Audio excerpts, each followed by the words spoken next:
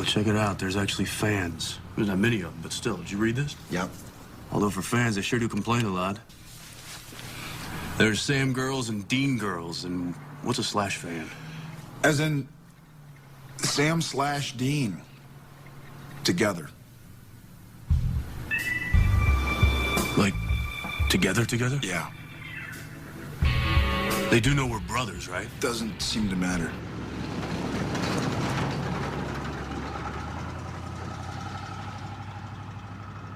Welcome to Idling in the Impala, a podcast by and for lovers of supernatural and the fan fiction it inspires.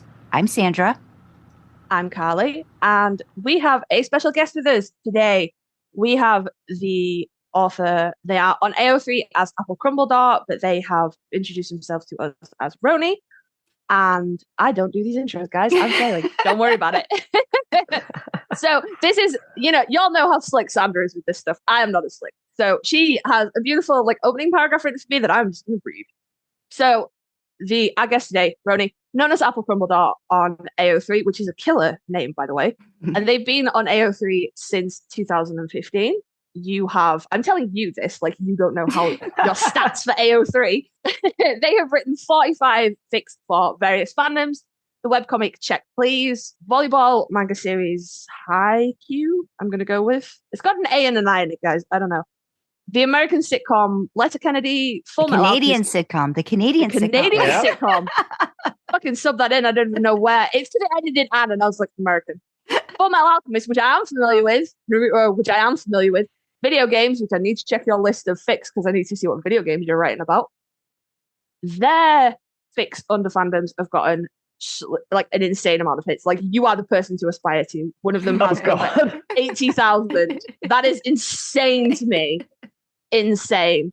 And they began posting supernatural fics, primarily Wincest, in 2021. So I suppose the first question would have to be, when did you get into supernatural? How did you get into supernatural? How does that happen? Yeah, how does that happen in 2020 for a show that's been on for so long? I started watching at the end of 2020, sort of as a COVID desperation sort of thing. And my husband got me into it because he watched it as it was coming out, sort of thing, which is always funny because it reminds me that straight dudes do watch this show in a very different way than we experience in fandom. It's a dude show also, which is so funny. It's it's kind of a dad show when you take a step back from the wanting them to fuck part, which is really funny. But yeah, I like Monster of the Week stuff. I love Buffy. So he was just like, oh, I think you'd like this. And I was pretty resistant because I had only heard bad things on Tumblr. Just the idea that the fandom was so big and so weird. And I had no idea what it was about. I thought it was a detective show, which I think is because of Cass's trench coat. I drew a Columbo connection. That? But I didn't know anything about it. And we started watching it in 2020. And it took several seasons for me to kind of start thinking of it at in a fandom sort of way, which is weird because looking back at seasons 1 to 4, that's all Wincest moments. It's all, you think it would have started kind of sooner. So when you said that, so your husband was what? So was he a big fan of it or just kind of an occasional watcher of it? And did he get, when you said you started watching in 2020, did you guys get, was it already done and then you started watching it, or how did that happen? I guess it would have been already done because it was kind of at the end of 2020 and it ended in November of that year. Yeah, so it would have been after it was already done. He had kind of was very into it, watched it religiously week over week as it was coming out, but then he hadn't watched it in a few years. So he was like, oh, we'll start over together, go back to season 1. Okay. And then we'll watch through together. So I've actually not done it. I stopped watching it around we're on season 14 now. And we kind of haven't made that jump to finish every last episode. But yeah, for a while there, I got through whole seasons in a week kind of thing. We were so obsessed, which was great. Okay. So do you know how it ends? Did you get Yes. any? Okay. Yeah. I just Aw. just in Yeah. case. Yeah, but we're That's we're the gonna thing. I know I we're, was. we're, Yeah. we're gonna try not to spoil like too much anyway in general because as Karlee will explain, we have a particular listener who will be so excited that we have you on, but they have not finished. Oh, funny. Yeah. Either. Yeah, it's sort of like I haven't like sought out spoilers, but I know the Mhm. big bits of the ending is what I'll say. Mhm. Like I know the salient Okay. bits. Okay. Yeah. Okay. That's great though. That's great getting to. I'm so trying to get one of my friends who's never watched it and doesn't really know anything about it. I just want to like experience it with somebody new again. Like I just kind of Yeah. want that. I want to see it through their eyes, rather than my however many, rewatches of it. My husband and I do this thing too. I think we're on our third rewatch together where, it's like it's something we do on the weekends or when we have some time, Yeah. want to watch a Supernatural, we'll watch Supernatural. And again, very different. But I will say, fun fact, my husband, we are on season 5 and I think it happened at the very beginning of season 5. And he just said out of the blue, I can kind of see what you guys are talking about when it was Sam and Dean and like one of their moments that they were having. He's like, it's kind of like they're in a relationship together. I'm like, okay. I'm like, see, it's not just, I mean, like I'm across the board with everything too. Like I can see how people are, like the Destiel and the Wincest, like I'm pretty much, I understand everybody's, what everybody pulls out of it, but I know talking a lot with Karlee about it more, it's more apparent to me, or it feels, the Wincest to me feels a little bit, it could happen easier. Yeah. You know what I mean? Like There's a real that's basis how, for it, I yeah. think. Like the show constantly kind of does the thing where they parallel the brothers as a romantic relationship. Like they'll be whatever, like folks of the week are going through something and Sam and Dean are going through a similar thing, which is funny. I remember when I first told my husband I was writing fic for it, I was like, I'm writing supernatural fan fiction. And he like, we were in bed and he like rolled over. He was like, the brothers. And I was like, yeah. Yeah. Yeah. I think it's like, they're definitely weird about them. Like talking to my husband and his cousin who we always watched with, they were always just like, yeah, they're weird about each other. I get it. And I was like, thank you. That's very validating. So that's so cute. And I didn't know that about Sandra's husband. So I watched Supernatural before my husband watched it, but we watched season 15 together. And I don't think you could pay him enough money to watch it with me again, because he did not have a good time watching it with me, because I pause it and I talk and I'm like, oh, that's a reference to this and that's and he was like, will you just put the fucking episode on? But I don't like the way he watches Supernatural, because he doesn't watch it, it's like a job. Like he has to just get through the episode. Oh no, he sees it, puts up with it. Well, no, because he watched it on his own. I wasn't like, you need to watch Supernatural. He was just like, oh, I think I'm going to start it. It was like, I think it was when it came onto the streaming services in the UK, because it's been on and off them, like, is a mess. And he was like, oh, I'm going to watch it. So I was like, oh, yeah, cool. I'm not starting it again with you, but I mean, you do you. And then he's just like plow through them, like, 10, 12 in a day. And I'm like, you're not watching this. You're just fucking looking at it. You're just skimming the cliff notes. You need to break in a season and take a day to absorb the ending and deal with it up until season 6, because that's when they stopped ending properly. But he didn't. He was just like, finale, premiere. And I'm like, what the? You got to sit with it. You got to stew in it. You got to feel your feelings. Yeah. And then it wasn't an argument, but one of the big sort of things that happens at the end of season 15, which we won't spoil, I saw it one way and he was like, I don't see it. And I was like, how do you not see it? And he was like, no, I just don't see it. So you couldn't pay me enough money to rewatch it with him either. And he for sure does not see any kind of shift in the show. Oh, please. No, he doesn't like that stuff. One of my favorite pastimes is to go on AO3 and search for things that he likes and then like ruin them for him with the shit. Yeah, I do that fandom all the time. And I'm like, hey, do you know how many da-da-da-da-da-da fanfics are online? And he's like, that's fucking disgusting. And I'm like, I know, right? Oh, that's funny. I do the same thing, but my husband fucking loves it. We'll start something new and he'll be like, what are the ships? Ron, go look at the ships. we started watching like Star Trek Deep Space Nine, and he was like, who do people want to fuck? And I looked it up and we were like, it's always like fascinating. Oh, I need to get my husband on board. I'm gonna find out. I don't think he's actively watching any series.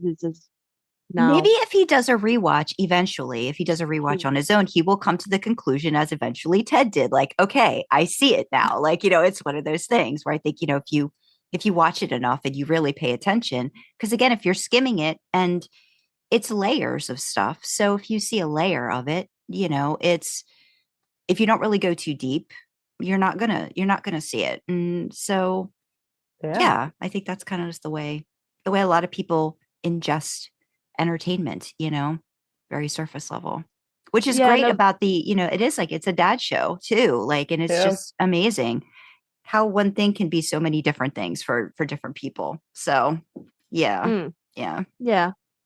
So I suppose in the subject of ships and fics, and I hate asking this question. I never tend to ask it, but I hate finding the answer to it out anyway. Obviously, you're over here in Camp Wincest with me. You have a brother preference? Ha! You ask that like you're pulling teeth. We've done a lot of these interviews, and I've only got the right answer, I think, twice. No, you've gotten it more than that. No, I fucking haven't. No, I haven't. I'm going to do a tally and we'll come back to it another time. I was going to say, I'm going to need to see a table of sorts.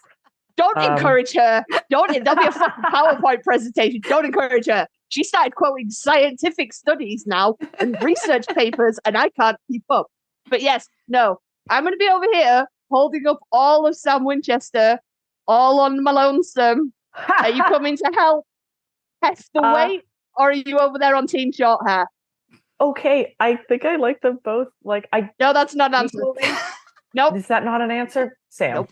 That can be an answer. Okay, good. Okay, See, not an answer. To elaborate a little, I suppose, they are very indivisible for me. I see them very much as a unit. I think I write from Dean's point of view a lot, but mostly because I love writing about being obsessed with Sam. And if I write from Dean's point of view, I write about Sam more, and I'm obsessed with Sam. So I think that's pretty great. But I think that's I also like the inverse, and I think it's people get very attached to which brother you like more, and I think that's also a weird thing that came with watching the show as it came out, because I have a buddy who watched it as it came out, and she was like, oh, when I was in high school I was such a Sam girl, and now that I'm older I'm a Dean girl. And I'm like, it's weird, is that right? part of growing up? I was like, you're really attached to it, but I really just see them as they are about each other. I think in a huge way. But if I am being forced at gunpoint to pick, I would pick Sam. Oh god, no, not gunpoint. Not gunpoint. It could be gunpoint. Just a threat of if I'm being Brit. gently encouraged. Gently encouraged by the shouty Brit. Yeah. No, I just, so many people are like, no, it's Dean. And I'm like, oh, he's heavy. Someone come and help me hold him up. Yay. I will help you hold up Sam. Good. Yeah. Yes. Good. We're going to make a table now. I'm going to go back and tell you. Yeah, count me and Sam for your table. Okay. Yeah. Okay. All right. Writing that down. Will be. So is it? Yeah. Do you want to go, Sandra? Shall I? No. Go ahead. You're on a roll now. Go. I'm not. Go ahead. Go. I'm not. I'm floundering. Okay. Go. So obviously Wincest, fully on. But are there any other kind of ships pairings? Anything else you see? Or are we just fully the brothers? Yeah. I've never written a ship that didn't involve one of them. Because they are what the show is to me. I couldn't see myself doing something that was totally two side characters. But I've written Dean and Benny, which I think is really interesting in season 8, which I like. And I've written Dean John as a kind of pre-series thing, which is contentious, I suppose. And next week I'll be publishing a fic about Sam and Crowley, which is another one that which is another one I like. But for me, it's always, if there's another ship involving one of the brothers, there's always an undertone of Wincest. To me, everything is about, and even the show, everything is about the relationship between Sam and Dean, whether you want it to be sexual or not. So even when I write them with other people, it's always there's pining, or there's hints, or they are always very strange about each other on top of whatever the other ship in the fic is. So those are some of my favorites. I also really like I like Sam and Rowena. Yes. Which I think is a neat one. I love her. I've never really written anything like that, but I do want to because I just think I can't believe they don't fuck in the show. I thought that was a joke. I like looked it up later and I was like, okay, well, like I haven't watched all of season 14 or 15. Surely they fuck at some point, and they don't, which I thought was so tragic. Because it really sets you up for it, tees you up, I think. It does, doesn't it? It's Yeah. yeah. My headcanon is that they're definitely fucking behind the scene. It's never explicitly, because I mean, Sam doesn't have the greatest track record with people staying alive after he's fucked them. So I can see why they didn't put it on the screen. I can see that, but it is 100% behind the shelves in the library. You know it. He loves small evil women. It's perfect. Yeah. It fits totally. I was so sad that they didn't like go for that one. Yeah. It should have been. Yeah. Dean and Benny. I'm like scrolling through your AO3 now, marking stuff for later. Yeah. It's called the one I wrote is called Darling, which is it's nice. I like Benny. That is a real example of the season 8 like infidelity arc where they are treating each other like they cheated on each other with Benny and Amelia, and that was, I think, the most explicit kind of thing where you see like, oh, they're really treating the brothers' relationship like a romantic thing. A romance. Yeah. See, I'd read something of yours before. I will later on. I will get to exactly how Pine Sweat came to our attention. But I'd read Blood Sacrifice, Sex Magic type of thing quite a while ago. Oh fuck yeah! Holy fuck!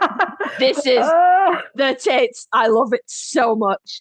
And I shared that around my people who were into Wincest. I was like, you need to read this. Oh God. So good. And I didn't put them together until after I'd read Pine Sweat, and I was like, I've read that one. I know that. I think I have it in my bookmarks. I know that one. Oh, funny. Yeah, that was a weird one. That's not the word I would use.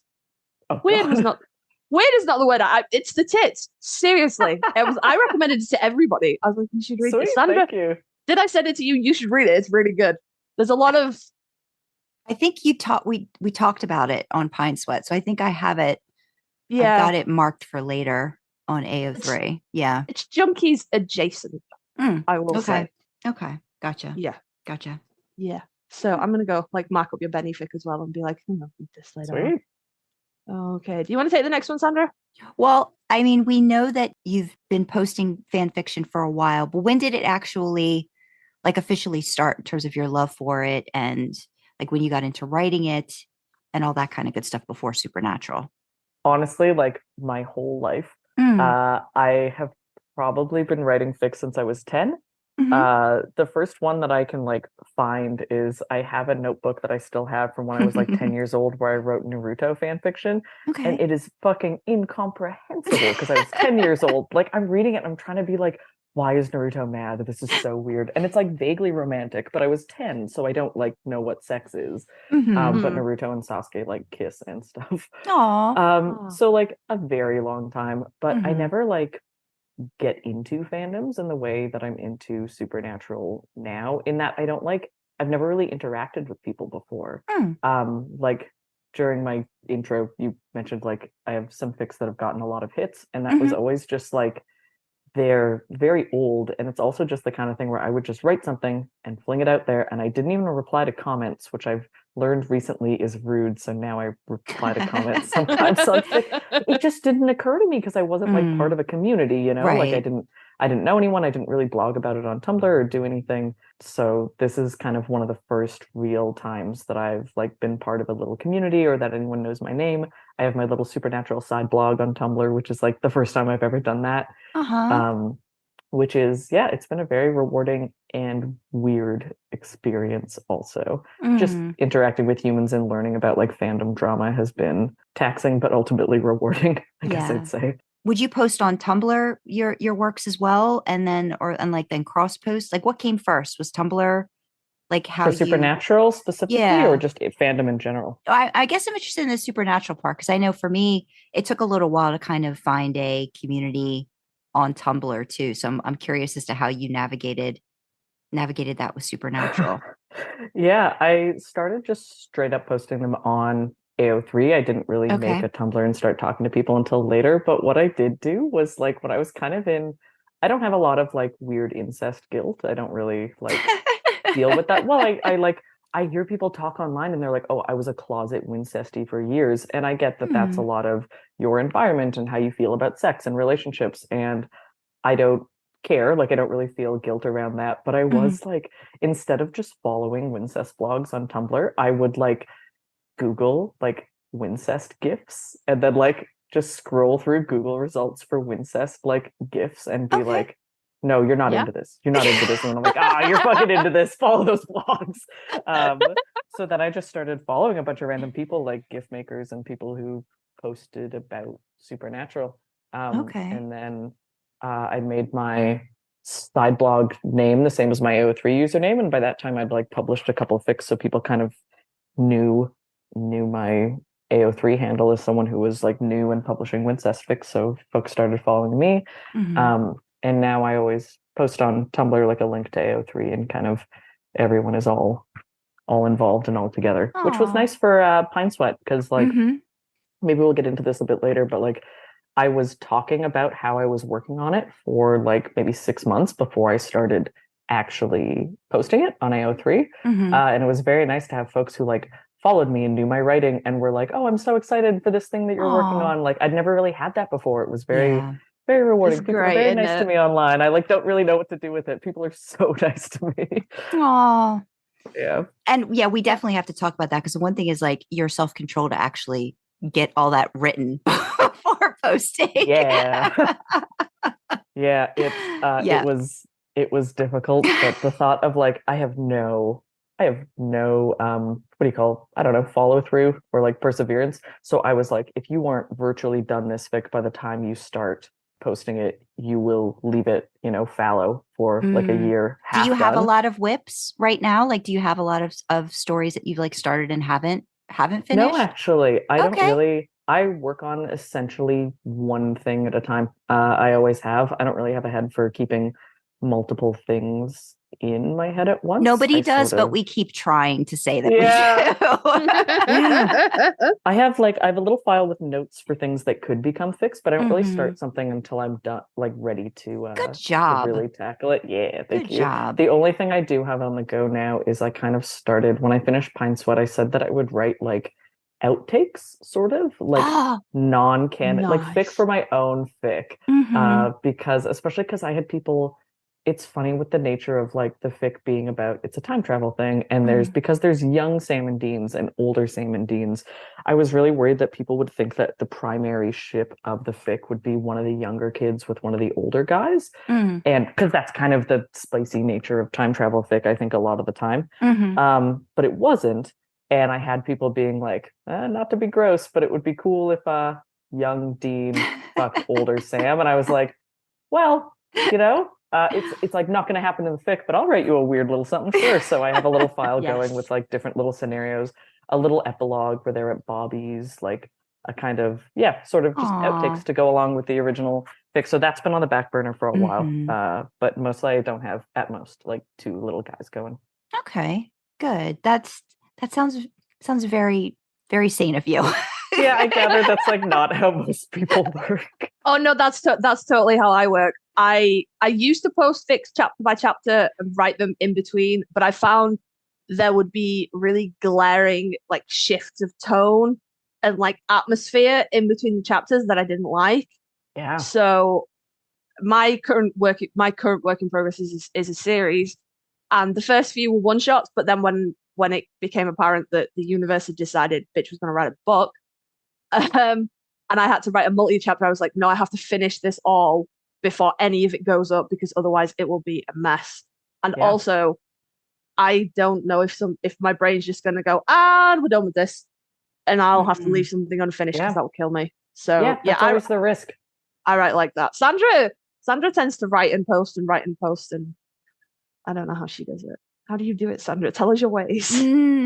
I don't know because I like lately I feel like I'm getting myself involved in too many things now, and I tended to just do like maybe one story, but now I'm like dipping in and out of a couple different things, and I'm realizing I don't do that well. So it's like I have to kind of give myself maybe like, I maybe like a couple days a week if I have the time to work on this one and then jump over to this other one and then jump back. But yeah, I understand the whole like shift in tone if you don't get back to something right away. You know what I mean? Like it's like you kind of you lose touch with it a little bit. It's like getting yourself back in touch with it. So I do a lot of rereading, honestly. Like when I'm getting ready to start writing again, I'm like, okay, I better just start reading at the chapter, or maybe the chapter before, to get myself back in the mindset of what am I doing, even if I have some outlines or notes in my head. Are you more of I know we'll get into this more, but do you tend to plot more? Or do you just kind of know you've got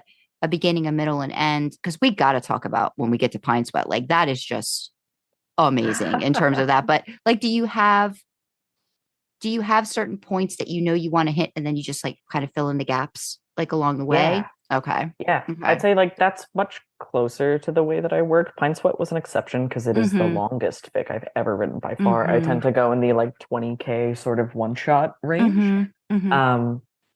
In which case I like point form notes. I used to very much just kind of start or have, it would be around like, I'd base a whole fic around a conversation I wanted to happen. And then I would kind of be like, okay, well, how do they get there and what happens afterwards? And then it kind of builds around this thing. But I found often you get to the end and you're like, well, how the fuck does this end? Like, what am I going to do with them? They're here and now this feels dissatisfying. So I've been trying to be a little more structured about it, but mostly it just ends up being like point form sort of scenes planned out. I always think of things in terms of like, I really love movies and film, and I think of things as movies. So I'm like, okay, we're moving along. Like, what's this scene? What's this scene? And that's not specific to movies. Writing obviously has scenes, but I like to have notes, little notes. So you kind of, it makes it feel a little more, structured and stuff, which I tend to like. But I also write like pretty non-linearly.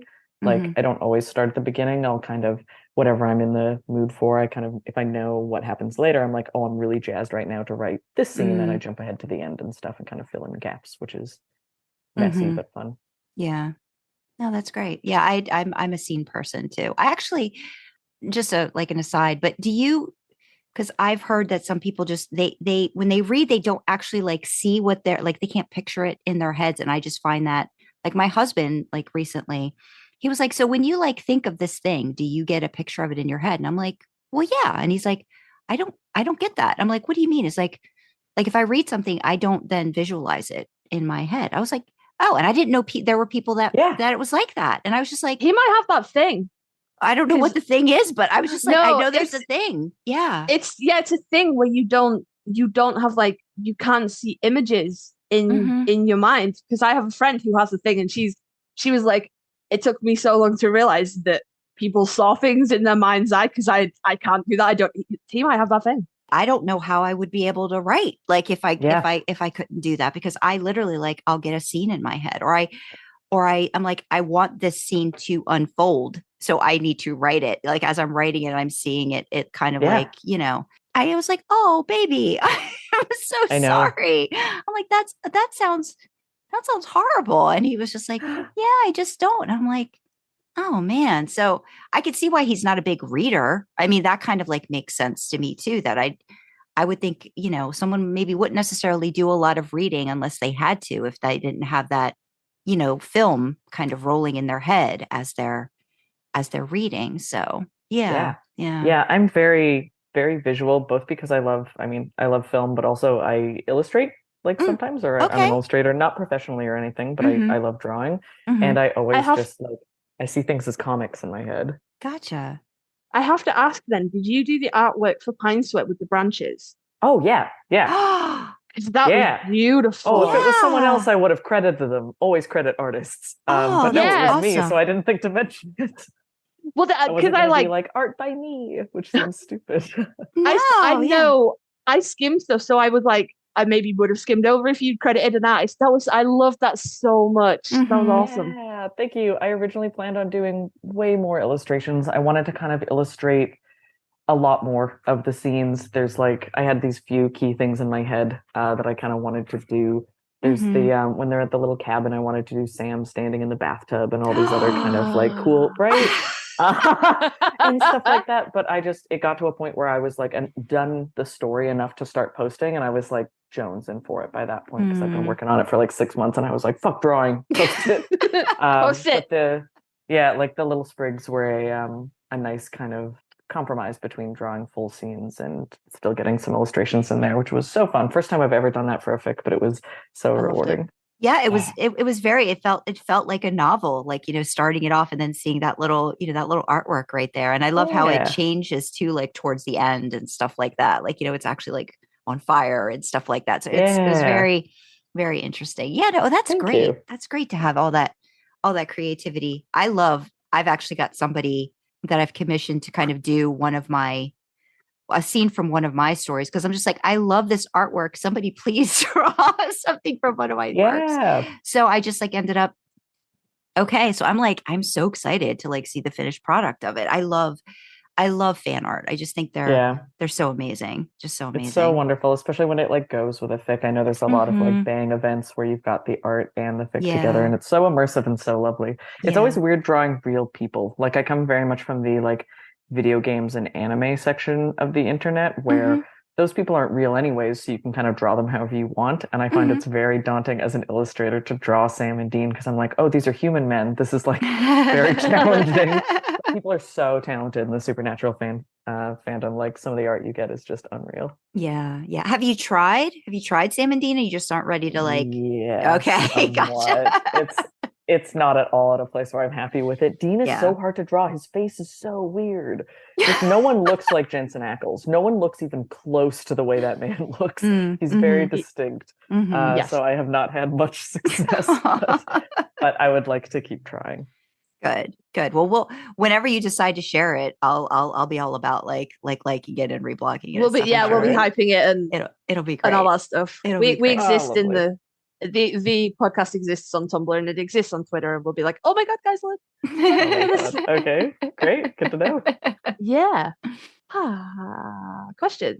Questions. Do you want to just dump in? Let's just get into Pine Sweat. I kind of really want to get into Pine Sweat. We keep talking about it. Yeah, usually there's like and how did you get into fanfic, and what kind of stuff do you look for in fanfic, and what do you look for as a reader? But we're all just like, we're here for this thing, guys. So what happened was, Sandra tends to stay in the like reader insert.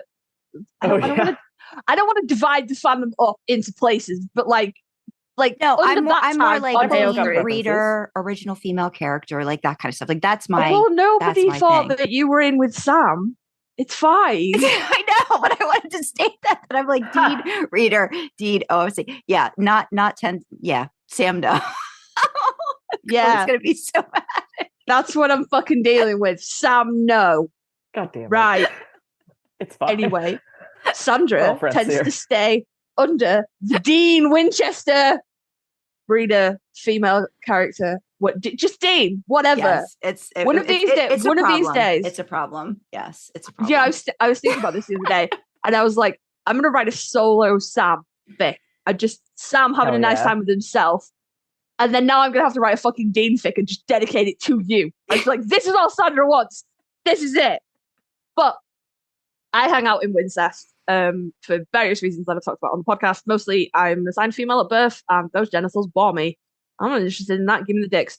So I'm over there in the Wincest thing. I don't ship Destiel. I'm over there in the Wincest. So I saw Pine Sweat when it was being posted, and the summary made me go, ooh.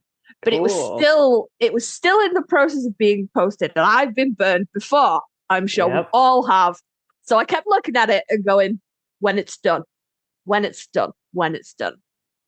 then it was done, and I forgot. Yeah, that'll happen. Because you were posting so regularly, it kept coming to the top of the list, and then you were done. So it went back down the list, and I was only checking like the first couple of pages. So that was, that was that. And then my good friend, Runaway Dreamer, who I met through AO3, and if you haven't read any of her stuff, I'm going to recommend it to you because you need it in your life. Yeah, please do. Send me some links. Everybody needs it in their life. But she came to me because we exchange fic recs all the time, and she was like, you need to read this. And I was like, oh, I've seen it. I looked at it. I saw it when it was being posted. I haven't read it. I'll go read it now it's done. So then I was fucking blown away. And then I gently bullied her into recommending it to the podcast. I was like, just send a voicemail. It's fine, babe. Do an episode of it. So I'd already read it. So then it comes to the podcast, and Sandra's like, okay, I'm going to go read it. And she's not massively into Wincest. But she came back and she was like, fucking hell. And I was like, I know, right? Oh my God. So it went around the houses. It went around the houses. But all three of us were just like, Jesus Christ. And I mean, Dream is a Wincest writer as well.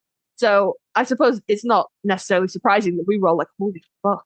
But for Sandra, who wasn't really that into it, to be like, oh my God, it was so good though. Wow. Yeah, I was. Oh my God, you flatter me. I was. It was literally like just the first few pages of it. I was like, this is a writer, and this is going to be a story. Like this is going to be a thing that we are going to go on this journey. And the time travel thing. As soon as they saw young Sam and Dean, I think that's when everything started to click for me. I was like, oh my God, this is going to be insane. This is going to be so great. And yeah, Roni, your writing is amazing. I mean, it's amazing. It really is. It's oh my God. You should see my face. No, but there's so many layers, the plots, the characters, the way you captured and the characterization, especially young Sam and Dean, is like heartbreaking. Dean, oh my God, you had young Dean and the stuff that he was going through, the revelations over throughout the course of the story, what he'd been dealing with for so long and had tried to bury, and his love for Sam, and how, you know, I've always said, like, I'm like, just because I was never like, you know, full on the Wincest train, it's not that I think that there's something about incest. This is a story that's grand, and it's myth-like, and it's two characters that, you know, it's more than that. It's more than everything. It's more than, you know, it's more than the brother relationship. It's when you, okay, like, how did you come up with this idea? I read your chapter notes where somebody had given you like a time travel idea, but how did you decide, I'm going to base it, like, what made you pick season 5? Like, was it because that this was this major fracture for them, and it was like how to bring them back together? Because I loved the parallels of showing how close Sam and Dean were growing up, and then like how they're in this place now where they can't come together, and then how they come together with these revelations over time. So how did you, like, what happened? How did that idea come to be? Yeah. I mean, I have a terrible memory, and I wish I could remember kind of more. I don't know what happened last week, but I'll do my best. Someone I like don't know, like an anon on Tumblr, sent, how do you feel about time travel Sam Dean? And I was like, oh, never thought about that in my life, but cool. I really like most of what I read in my like personal writing that isn't fandom stuff is sci-fi and fantasy. Mm-hmm. So I really like that part of Supernatural. I really lean in towards, like, I think not all my fics, but I think I try to, my favorite ones always have some element of like witches, fantasy, monsters, like that part of the show.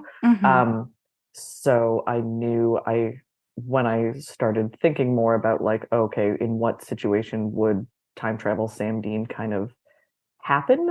I remembered I started it last August, and like every summer now, I guess there was an intense heat wave where I was, and it was like, you know, 36 degrees out where I live, which is, I don't know what that is in Fahrenheit, almost 100. I don't know. Yeah, hot as shit. yeah.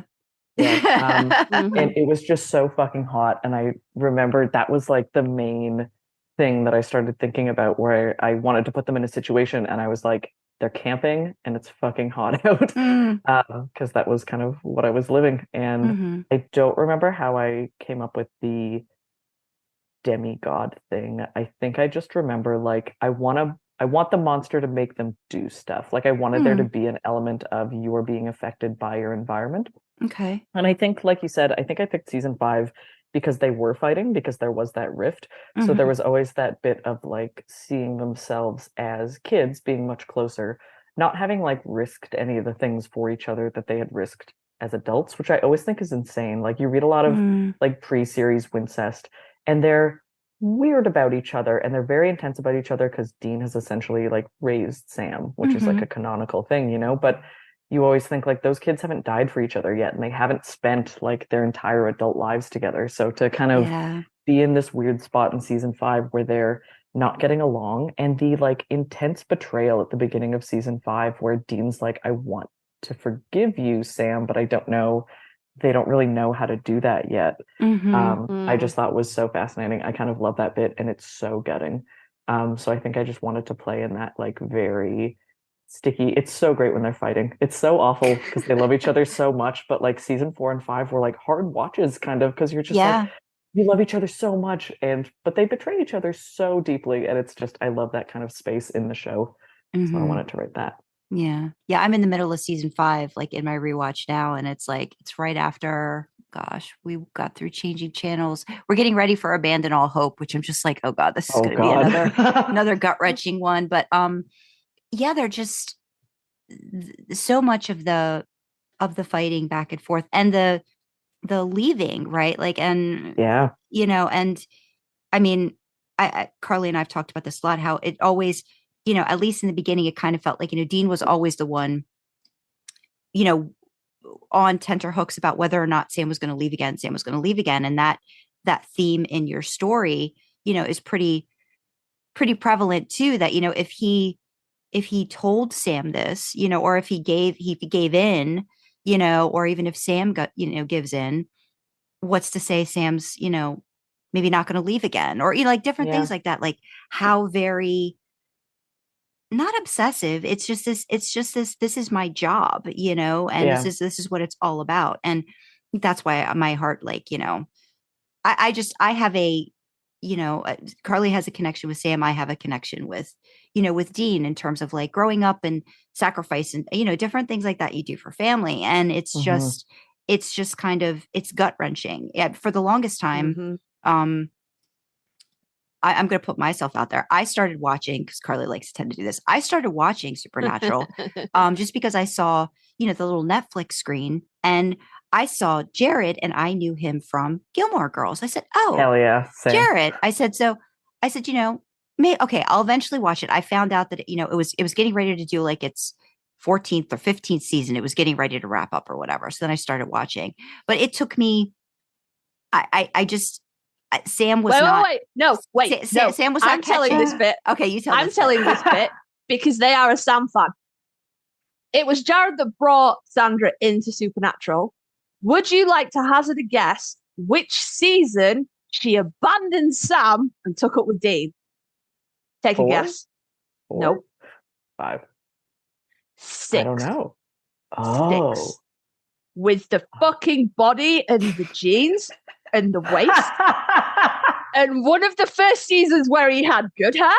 And she looked at all that and the like 3.5, 4 inches Jared has on Jensen, and went, nah, shot her. Oh my God. And I will never ever be okay with this. Ever, because I'm like, you could pick any season and you pick the one he looks the fucking hottest in to be like, sounds ridiculous. It sounds ridiculous, but I was it's like if you have a guy that like you think you should like, and you know, you just keep trying, like a mate, like, you know, why it's you know, oh, he just wasn't connecting. I wasn't connecting with Sam. You don't need a connection with those albums. Well, that for me, in my brain, I do, and I didn't. But I also was kind of like, well, Dean's just a big old smart ass, and just like, you know. But it took season. It even took that to kick in. Like that didn't kick in with Dean until season 6, and I think it was because of the soulless part of it too. Like it was Dean trying to figure out what the heck was going on with Sam and feeling so very lost. And I think that's kind of like converged it all. And then I was like, holy hell, how did I not? Why was I not paying attention? You don't abandon those abs. You don't abandon those fucking abs. Not to derail too much. Karlee, did you say that season 6 is the first season where you liked Sam's hair, implying that you don't like early seasons Sam's hair? Oh no, we did a whole episode. Oh no, is there Roni caught that? Oh no, yeah. We can't rehash it then. No, it's not that I don't like baby Sam. it's not that I don't like the like Alright. fluffy puppy hair from the first season. It is puppy hair. That season 6 it's one of the first seasons I think feels like it's an actual style instead of just him being in that awkward growing your hair out phase. Like it's like Valid. cut into a style, and he's got like the sideburns that I really love. That I was just gonna fucking ask about the sideburns. I love those. She hates them. I love them. But that was I don't know. That was the first one that felt like a hairstyle with purpose instead of just I'm growing my hair out and it's kind of a mess and there's not a lot I can deal with it. Excuse me. I'm a true blue. Season 8 is best hair. Fight me. Sam fan. Oh, his mom hair. Yeah, that's rad. That's like pretty cool. I beg your pardon. I like season 12. Is my favorite. Wait, we're good. What hair? Season 12. No, before that. His season 8 hair is what? His mom hair. He looks like it's kind of like a mom cut, I always think. Or I don't suppose you know wrestling, but he looks like AJ Styles. It's a very funny. It's just like it's a lot straighter than his other hair, is what I will say.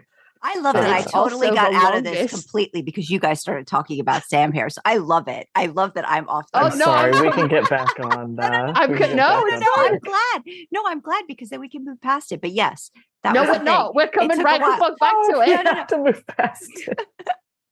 No, I can't. I really can't explain it. I can't explain. I think it's just one of those things too. Just being with the characters, like you get to know them more and more and more. And I think that's just what eventually I was just like, I just have to accept the fact that, Dean is like my spirit animal or whatever. So that's kind of like where where we were at. Yeah. I don't have that. My problem is not with you switching teams. It's the point at which you chose. It's because of when I did it. Okay. Well, now we've established it was season 6 and you don't understand. I don't know how anybody watches The Third Man and goes, these abs are just not for me, friend. These abs and this hair. I'm not saying he isn't a gorgeous specimen of a man. I'm not saying that. I'm just saying it just didn't connect. If it wasn't going to connect after season 6, it wasn't going to happen. Again, moving on. How did we get on this topic? I do not remember. I don't remember. Oh, we were talking about the fracture and different things like that. Yeah, with the season 5. Yeah. Yep. Season 5. Also, no, go ahead.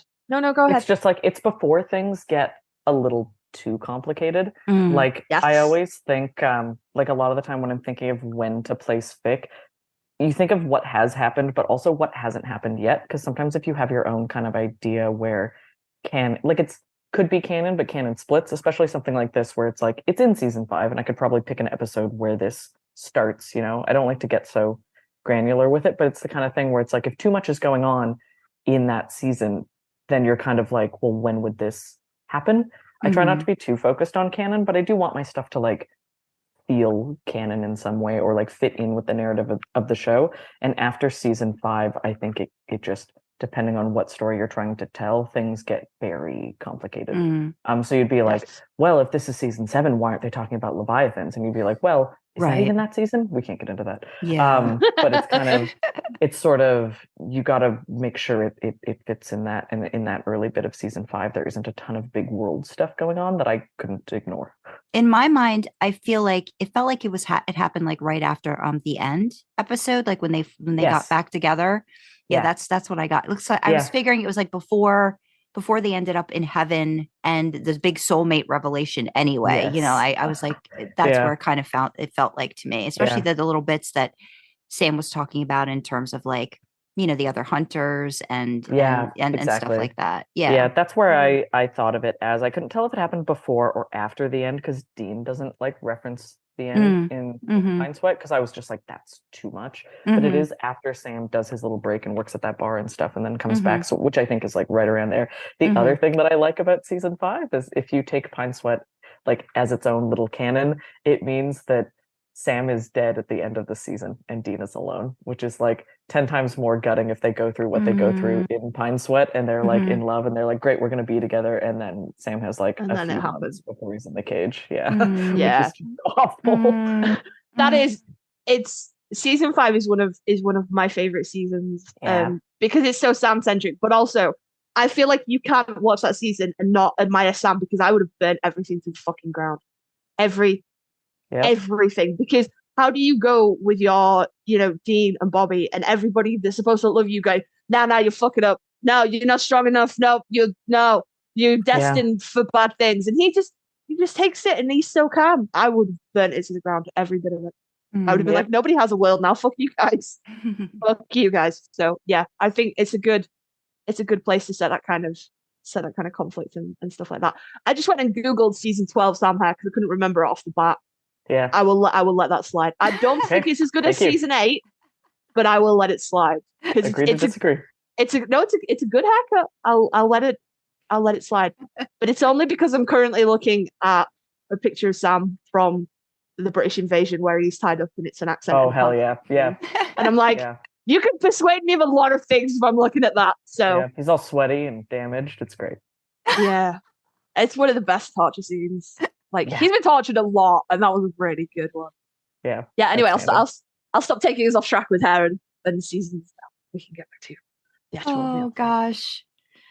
My question, and now that we're talking about it, I just got a feeling of like Dante's Inferno when you were talking, like when you were writing about the circles and stuff. Did you get any? Or is it just me? I say this, but I have not read Dante's Inferno. I just know the basics of the story that, it's like traveling to hell, to save somebody, and then like the circle stuff. And I just felt like, but now that you're saying it, you really just kind of wanted them to hit these different marks where they were being affected by something. Okay. Yeah. Okay. I mean, like, obviously looking at it now, it is very Dante's Inferno, and I can see that, but like I'm not well read. Like if they didn't do a Simpsons episode about it, I don't know it. That's why I know any like big history or Bible things. Yeah. No, I'm the same. I'm like, it's usually just a lot of it is pop culture or different things like that. But I just got that vibe from it.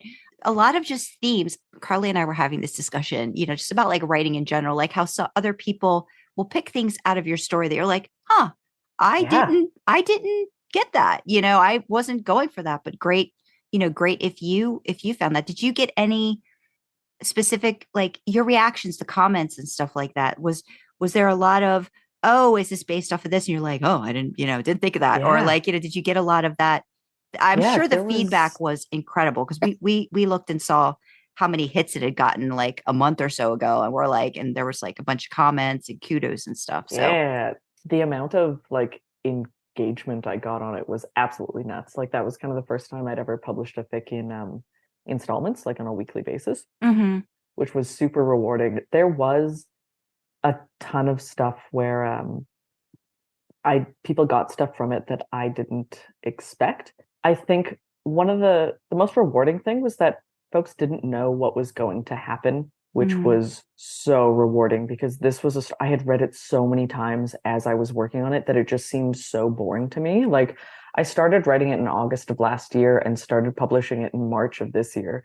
So it was a really long time that I was just sitting there reading it. And I was like, there's no way this is going to be entertaining to anyone. It felt like blasé by the end of it because I just knew it so well. So I was like too close to it. And hearing that folks were like, holy shit, I had no idea that was going to happen. Or like people would guess things that were wrong, which I really loved. Like, oh, I bet this is going to happen or this thing's going to happen. And I was like, oh, you're not right. But I love that like writing something that people care enough about to guess at future stuff was so sick. Really, really cool. That's one of the reasons I waited until it was done, even though it kept coming up and I kept being like, fuck that summary. I really want to get into it just because like I need to know that there's an ending. I can't just I can't just be in and guessing. Yeah, a lot of people commented saying like, I'm not reading this because I don't read whips, but like excited to read it at the end. So you are not alone. I was very grateful for everyone who did read along during because it was like very motivating. The other thing was that like kind of got me down was around the like midway point of the fic, I had a few people comment and say that like it really wasn't hitting for them and they thought Sam was being really cruel to Dean, which like hurt because it wasn't what I was going for, but like that's what writing is, like you can't, your intent doesn't matter. I think like it is however that person feels like reading it and how they felt that was going, but it was just like stuff I totally didn't intend. They thought he was stringing Dean along and just like being really cruel. And I think my point with like Sam's sort of indecision in the middle there is like, it is fucked up to learn that your brother like has wanted to fuck you his whole life. Like, I think that would be a jarring thing for anyone to learn, I think. Yeah. And I wanted to write him kind of struggling with it more. I think that's one of the cool things for me is like the guilt and the shame. Like that's why people read incest is the taboo and the spice. So I didn't want him to just be like, oh great, I've never thought about it before, but I'm in love with you too. Cool. Because I wanted it to be kind of stickier. But and then you managed to dig yourself out, and I bow in awe of that because I have. Yeah, like that was what I wanted, is that he's like, hey, this took me a while, but I am right there with you. And I kind of liked it being like, they can never be equal in it, is the other thing, is because like if Dean's been feeling this his whole life and has been hiding it, you guys mentioned earlier, like the shame that you learn from the younger Dean and like how hard this is for him, like Sam just being like, oh, I guess I learned about this now. And like, even if he is on board, Sam's acknowledgement that like they can never really be on even footing with it was something I wanted to like nail down, where it's like, it's something they're gonna like work out together. But when you've agonized about it your whole life and Sam's just kind of like, oh, weird. Okay, well, I guess I'm in love with you now. I didn't want it to be trite, but like, it can't be equal, you know?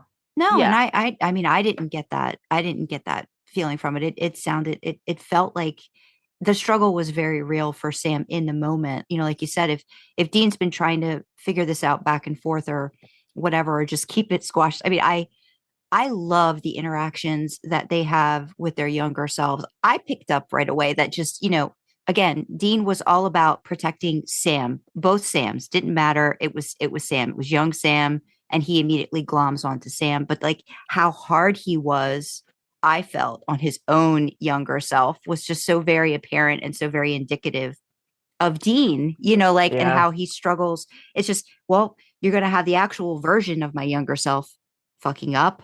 I'm going to be pissed off at you too. And it was like that moment when younger Dean goes to older Dean to tell him and says, you know, he kissed Sam. And I could just feel like the floor, just like, it's like just falling under Dean, and just like all of that, you know, that, oh no, like I've been so careful for so long. I was amazed by that as a Dean proponent, lover, or whatever. I didn't get that. You know, I understand the struggle's real for both, you know, for both of them in a situation like that. So I didn't get that. You know, again, because like you said, Sam's immediate thought is, well, have you been thinking about, like, you're 17? Have you been thinking about doing stuff with me and I'm 13? Like, you know, what's, you know, like that kind of stuff like that, you know, those kinds of things are relevant. Like, you know, he would have those questions. And again, you know, but then you get beyond, it's not just about that for Dean. I loved it. And I mean, go ahead. Yeah, no, I'm thinking back to it, because when you said that, I was like, fucking where? did they read the same story I did?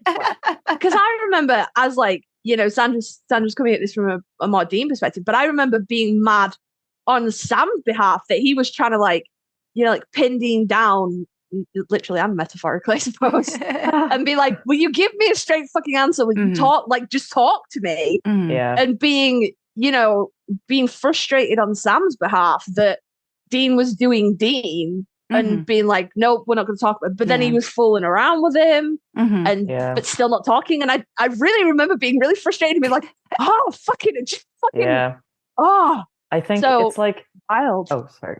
Yeah, I think it's complicated because, like, I always think about how, like, neither of them are good with their feelings. I think people tend to paint Sam as, like, Sam is the normal one who went to college and Dean is irresponsible. And I think that's such a reductionist way. Sam is a lying. Liar. Sam is never, he has such a hard time being honest with anyone. So it's this idea where I tried to write it like he wanted to talk to Dean about it, even though he was not, like, ready for it, you know, either. Like, they were both just like, oh, this is so fucking nuts. Like, I don't know. And both of them, like, the fact that Dean didn't want to talk about it because he was like, I can't put this on Sam. Like, he kind of didn't trust Sam to be as all in as he was. So he was just like, Sam's going through something and I'm just not gonna, if I don't talk about it, then I can't fuck up, you know? Or you can forget about it after, because you can say it was the demigod, like they were saying, you know, like Dean was saying over and over again. Using that as the excuse. Yeah, exactly. Whereas Sam was just like, I need to know if this is something he's been like hiding from me. That's the other thing too, is like you see this in the show sometimes, but they know each other so well that when they learn something about the other one that they didn't previously know, it's this intense betrayal because their relationship is so like just all in that when they're like, oh, you managed to hide something from me, that's like the biggest betrayal. Like you learn early on that Sam in the show that Sam didn't know that Dean was the one who like took him out of their burning house. Hello, And yes. you're like, what the fuck? Like, how did you not tell him that? And there's a few other things where it's like, you never told me that. And you can hear in their voice, like, you never told me that was the implication of because you tell me everything else. So this kind of most of Sam's like shock being like, how did I not know this about my brother? Was something I love reading and I love writing, is just like we are so tangled up and fucked up with each other that like the fact that you were able to hide something from me makes me want to die. You had so many of those moments. The one moment that I thought was amazing was Sam assuming that Dean had done these things before with another guy. And like in the middle of it, Sam's like, oh, well, it's my, be gentle with me. It's, it's my first time. And Dean's like, what are you talking about? He's like, well, because he's like, no, I haven't. And it's just like, but then that was an immediate, like, oh my, like, again, it kind of brings home that soulmate that he wouldn't do this with any other guy except Sam too. Like there's so many levels to that, like, it's just like, it's just him. It's just Sam. And Sam having those moments too of it's Dean, it's just Dean. And it's, you really brought that home. I find it interesting. You said that you tend to maybe write more in Dean's perspective, but Pine Sweat feels like it's really Sam, more primarily Sam. Like there's only a few chapters that are Dean. So I mean, great job. Because it was really good. I'm always worried I don't get Sam's voice as well as Dean's, but now that a lot of my earlier fics were all Dean, and now that I'm getting more into Sam, I think I do both of them like all right. But that was like a weird kind of gamble going into it. Yeah. And did you know about the dog? Like when you were writing the dog, or did the dog end up like, because as soon as you started, like the dog was getting whittled, I was like, this dog is going to be important, damn it. Oh, hell yeah. I'm glad it had that. Like, I'm very glad that you like got that perspective. I'm trying to remember. I was probably about halfway through writing it or planning it before I knew exactly how it would end. I had the broad strokes of like, it's an angel thing, and all that jazz, but like the final details didn't come until later because I had someone betaing it for me, Grace Renee, who is absolutely outstanding, and I'd never really been betaed before, let alone on such a long fic. All my other fics are just me, which is why they are riddled with typos and clarity errors. Pine Sweat I'm really proud of it, largely like because of Grace. I think she was so great at just like, I'm not very good at clarity stuff, I guess. Sometimes I can just kind of start writing and it gets kind of muddled and stuff, and she was great with that. But because I had someone else looking at it and it was so long, I wanted to write a little outline of the entire thing so she could know as she's reading it, because sometimes when you read something, baiting it versus being a reader as a beta, you want to know like the beats, like what's going to happen. And like, so if you know later that this is relevant, otherwise you might be like, why is he focusing on this? Like, this takes me out of it a little. But if you know that it's for a reason, so additional context. So I was kind of forced to have like a really high level outline of the entire fic before I was done it, which is like was hard because I didn't know how it would end. So I don't remember about the dog.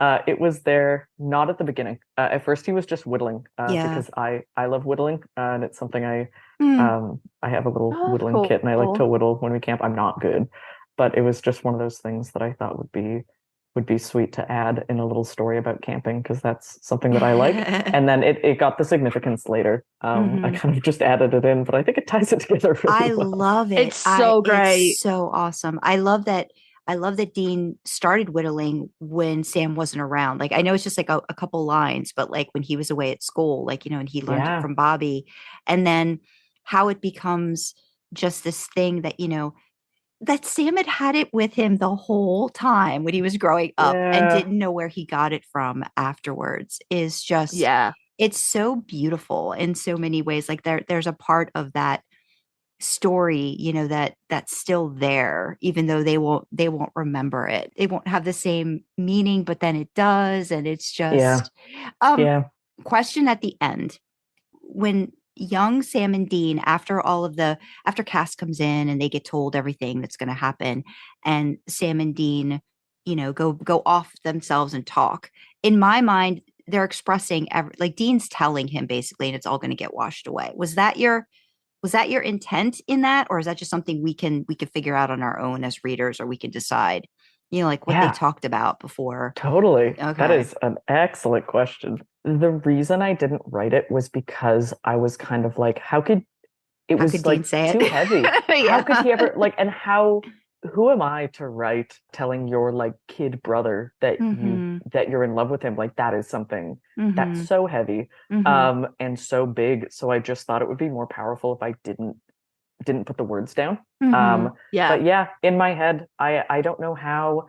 I mean, I don't think they kiss. I don't think he like does anything, but I think he's telling Sam, and he's just he's apologizing, and he's just like, I'm so sorry, but like, yeah, like I have feelings for you, and I always have, and I don't know where the brother part starts and ends and where this other thing begins, but like as much as you can explain to a 13-year-old, being only 17 yourself, which is to say like not formed, like he doesn't know either, but I think he's like saying it and apologizing and kind of trying to figure that out. And I just feel like Sam is accepting of it regardless. Like, like it's been stated before, like, you're still my brother. I love you, like that kind of stuff. Like, I feel like it would be, it would be weird, of course, but it would be somehow understood, between them because of who they are, you know? That was the goal, because I didn't want it to feel like the younger brothers don't get anything out of it. That was because essentially, because they get their memories wiped, I really didn't want it to feel like, oh, well, what the fuck was all that for then? Yeah. And I think the older brothers are changed enough by it that's kind of the so what.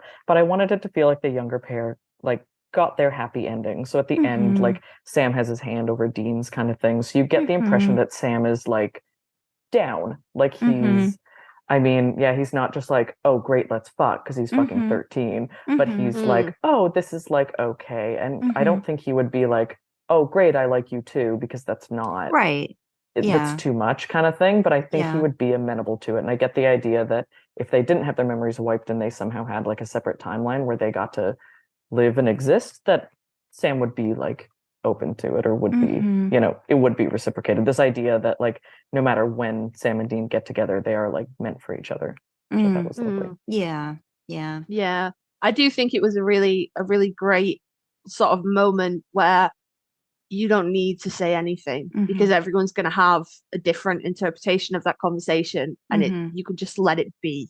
Yeah. And that's awesome. I was worried it would feel dissatisfying, so that's no, not at all. No, Not if anything, it was like, oh, thank God they're getting the chance to talk about it. Like, even though it's going to get wiped away, they're talking about it. Like, that was my thing. It's like they're having the discussion, even though. And in my mind, I was talking to Karlee about this, when you actually do listen to the episode that we discuss it in detail, it just feels like, you've got that remnant of it somewhere, even if you don't know exactly what it is. There's a, it just kind of like you keep using the word sticky, and it's like, that's the way they are. And I feel like something about that would stick, in some way, even if Sam's not really conscious of it or fully like understanding of it, and like you said, just doesn't know. It's like, it's there, and I think that's talked about a lot towards the end when they finally do, have their moment together, which, oh my gosh, like we love the ending too, but I love it. Doing it from hot to freezing was just it was great. It was going from the hot to the cold. Loved that. And how we talked about this too. The cold kind of like wakes you up. It makes you like more aware, like, and like the heat can kind of like wear you down and make you sleepy. Yeah. It was great. It was great to use that way, like the temperature and stuff for the ending. I thought that was great. I love weather. I'm like obsessed with weather and with like the way that it makes a setting feel. A friend of mine on Tumblr recently, someone asked them about like what fic they've been reading recently, and they said Pine Sweat, and did a control F for the fic with how many times the word sweat was used, and I think it was 123 times.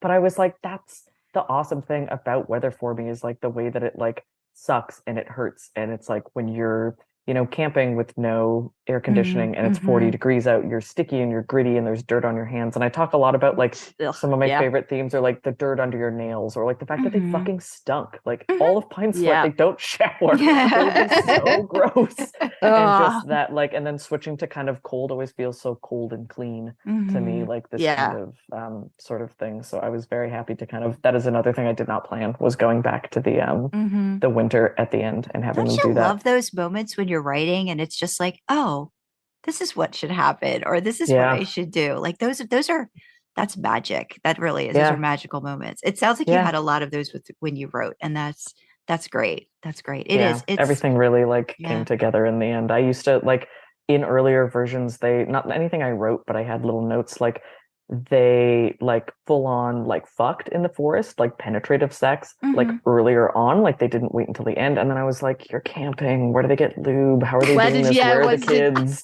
Like it didn't like fit. And then as the plot came together, I would be like, oh, what a lovely thing to kind of have this like finale. I knew I wanted to like make sure that there was sex throughout it, which is always one of those things. Like, I don't know if you've read a really like long fic, and it's not to say that we just read fic to like for the sex stuff, but also maybe you do. Yeah, exactly. Like that's the thing. Like fan fiction, at least for me, unless you're writing like Jen or like not a ship or whatever, that's you. But like fucking is like a huge part of it, and you wait for it and you're excited for it. And I've definitely read long fics where the entire time there's like no sex scenes and it's like 100,000 words, and that's fine, and like the buildup is great. But I know a way I like to write is like stuff during it that is still sex. Like I wanted each chapter to feel kind of like there's a build up, right? Yeah. Just like a little bit more and a little bit more.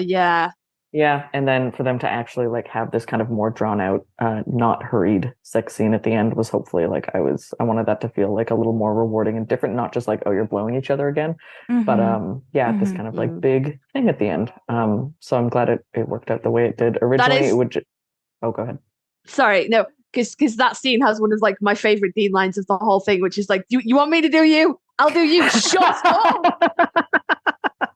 Because it was just so like the whole like all of the like all the older brothers and the younger brothers were so canonically accurate to who I think they would be if you put them in that situation, and that was just like, just stop fucking talking. Jesus, like, I will fuck you. Stop talking. Fucking hell. Yeah, I loved it. I always like leaning towards that kind of like super canon. Like my goal is always to make something feel like it could be canon. Like I feel like that's my like niche. Like I really want to like nail their voices, and like the best comments I ever get are like, oh, this sounds like it could be an episode. I'm always like, yes, like that is it for me. So hearing, and it's like that just goes back to like they're brothers and they're friends. Like, so even if they're like having sex for the first time, which is a huge thing, they'd be like, shut the fuck up, I'm gonna kill you, because that's like, that's what it's like. So that's so lovely to hear. Thank you. No, the whole ending with Sam, kind of like not storming out, but then that, and then I mean, you're here, so we don't necessarily need to not spoil it. But so just Sam driving the car into the snowbank and Dean just being like, "What the? you crashed my car? No.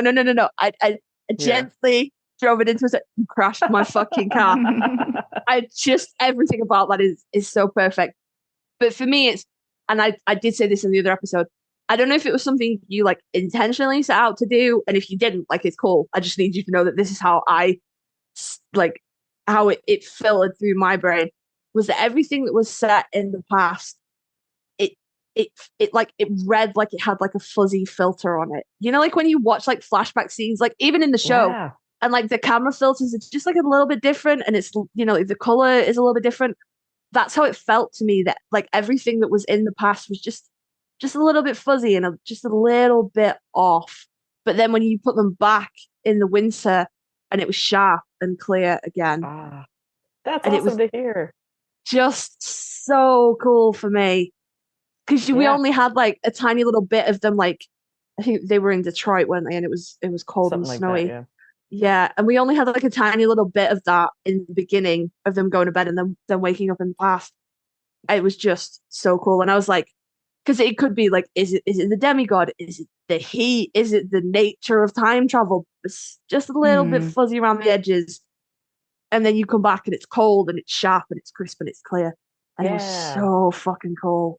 Yeah. Oh, that's awesome. Yeah, that Yeah. was what I wanted. Like it's the kind of thing where, especially because Sam also, they have that fight in chapter 9, where they're kind of like, they have that blowout where Dean's like, I need to know that you're in on this. And Sam is like a very practical guy and very logical, even when he's angry. So he's like, I can't possibly know that because this isn't our real lives. Like, I think I want to be with you and I think I want to do this, but this isn't real. And I always think of like, have you ever like hooked up with someone on vacation and it's not real, you know, because you're not in your everyday life and you're like, oh, I love you, I wish we could be together forever, but it's like you're not in my apartment, I'm not tired, I'm not, you know, at the end of a week and I've had a really bad week. Like it's a different kind of love. It's its own little capsule. Yeah. And so they were in this capsule and Sam was still doubting himself, and I really wanted it to come back and be like, I think there's a line in the last one where Sam thinks something like, everything else that happened was like a story and then this was real life. Like he comes back and he knows it's not the demigod, which he'd been like worried about the whole time, and he knows it's like, oh, we're just here and we're together and we're in a motel room, which is always very significant for them because like that's where they are. And Dean's whole like, it has to happen in the car because that's what I know is real. So it's very cool to hear that like hit for you, that it felt different. That's really cool. It did. And I was just, it's just that ending. There's just like I said, nothing in the flashback was not canonically Sam and Dean, but there's just something about that ending. And like you say, it has to be in the car for Dean to really key back into, you know, 2009. 10. Yeah. You know, to really sort of like plug back in and be like, okay, no, this is my life, and this is and I am always a sucker for Sam doing something to the car and Dean just being like, yeah, I will burn it to the ground, every fucking bit of it. You crashed my motherfucking car. Yeah. Huge fan. Yeah. I think it's a testament to your writing to Roni that, you know, I could have read it without the sex. You know what I mean? Like it was that good of a story. You know, I was in it for the story and the relationship and, you know, what was going to happen with them and the time travel thing. I'm a sucker for time travel stuff. It makes my head hurt sometimes because I'm like, wait, because at the end I was like, wait, does that mean young Sam and Dean could just be like on a continuous loop if they're right? Careful. I was like, okay, I'm going to stop thinking about that. I'm just not going to think about that way. But no, I have to say that for me, when you talk about getting the characters right, you had me cry at the end when Dean, after they make love and, you know, Dean's like, I got you. That was all Sam and Dean right there in that little bit. So that was, it was great. Like kudos, like claps, applause, like this forever will be one of those like really amazing pieces of fan fiction that, you know, I'm so glad, like, you know, you said yes to talk about it because it's just like, it was one of those things to really talk about, and, you know, talk about writing with another author too. And, you know, something that I think has really made a strong impact for a lot of readers too. And speaking of reader, I'm going to let Karlee read this part because this is going to be the friend of the podcast, Runaway Dreamer, which I think you kind of answered a couple of her questions, but she had some questions for you. So so let's get after it. I'm hoping at this point that you're, you know, like you're relaxed and you're not nervous anymore now that we've, you know, just like bantered around. But this episode is kind of a gift to Runaway Dreamer, who I connected with in AO3 and is now, you know, a very close, wonderful, dear friend of mine. She betas for me, so I know what it's like to work with, to not have worked with a beta and be relying on like yourself and Grammarly, and then suddenly have someone come in and go, your commas, they are fucked. And go, I'm so sorry. I thought I knew how to do punctuation, and she's like, you do, but not right. She's never that mean. But so this is kind of a gift to her because like she was the one that brought Pine Sweat to me, and then obviously to Sandra. And I'd like she's not going to know that we got you on for an interview until this episode goes out. So That's you're so like exciting. I'm like a surprise gift. You're a gift. Oh, that's so sweet. So I said I've told some white lies, Dreamer, I'm sorry. I told some white lies and I said, oh, we're reaching out to you. And if you agree, does she have any questions for you? And she came back with a question. And then I just never brought it up again. she Make it seem like you forgot. Yeah, well, she messaged me like a couple of weeks ago, maybe. And she's like, did you ever hear back from Apple about coming on the podcast? Did they not want to, did they say no? That's just a shame. I'd really love to hear their take on it. And I went, Sandra's not mentioned it to me. I will so slick. ask. Yeah, we exchanged emails, so it wasn't like I had to look her in the face and lie. Dreamer, I'm sorry. So, because we didn't, like life happens, and I didn't want to say to her, yeah, no, like Ronnie's coming on, or like Apple is coming on, and it's, just in case anything happened. So this was the question that she asked, and she wants you to know first and foremost that she is, in her own words, absolutely fucking mad for Pine Sweat, and it is everything that she adores about fan fiction. She hopes that you never stop writing Wincest, and she wants you to know that we are so lucky to have such a top-notch author still contributing to the fandom. I genuinely choked up a little bit reading that. Oh my god, I choked up right now. But she is, me and her exchange fics all the time, and she brought Pine Sweat to me, and she was like, "You fucking need this in your life." So I'm choked up. You're choked up. Sandra, you choked up. Yeah, absolutely. A little bit. Yeah. And then by direct contrast to that, her question has nothing to do with Pine Sweat or even writing in general. But her question is general question about posting a fic in installments. Do you feel like you get more valuable engagement and comments on long fics when you post on a schedule instead of dumping it all at once? I live for comments on my writing, and it can be so disheartening to post it all at once and not get much feedback. For an upcoming mammoth fic, so this question was asked like a while ago, that fic has already started to be posted now. Okay. I'm thinking of posting in scheduled installments despite the fic being complete, which I haven't done before, and I'm worried about how it might come across. And I know we've touched on like the kind of the feedback and the engagement and stuff, but like that was her question, and I was going to slip it in then, but then like the conversation moved on. Oh, that's okay. Do you know it? Is she posting it in scheduled installments? She is. She's posting it one chapter a week, like Pine Sweat. Sweet. Yeah. This was the first time I had ever written a fic that I thought was long enough to have this be a question. Most of my other fics, if they are a little long, or if I've broken them up into chapters, it's been more of a stylistic reading pace thing, and not necessarily like I've never done anything. I've always posted them all at once, even if they were multi-chapter, if that makes sense.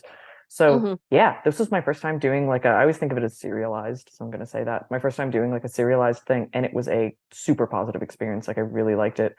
I did get like very high engagement on it. The things I was thinking about is, I know like yourself, Karlee, a lot of folks don't read works in progress. They just don't. And they're like, I will wait until it's done. Some people commented to tell me that, which was very sweet.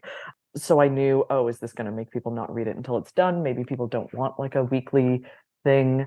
But it does, I think, change the nature of how the reader engages with it in a really cool way. Like I ended most chapters on a kind of like cliffhanger, and it was super exciting to see people like want to read more every week.